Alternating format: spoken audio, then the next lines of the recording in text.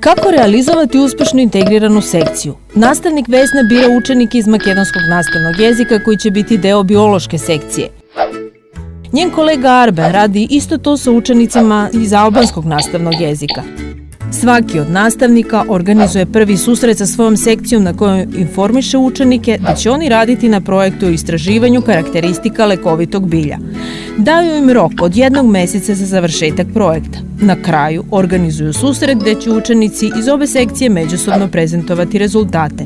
Da li je ovo uspešna integrirana sekcija? Ne.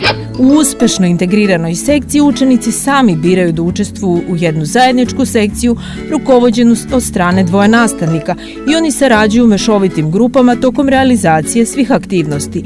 Zato ona bi izgledala ovako. Nastavnici Arben i Vesna objavljuju poziv o učešću u biološkoj sekciji.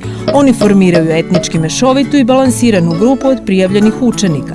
Na prvom susretu učenici zajednički dogovaraju temu na kojoj će raditi – globalno zagrejavanje. Oni se sastaju svake druge nedelje i zajednički rade na istraživanju efekata globalnog zagrejavanja.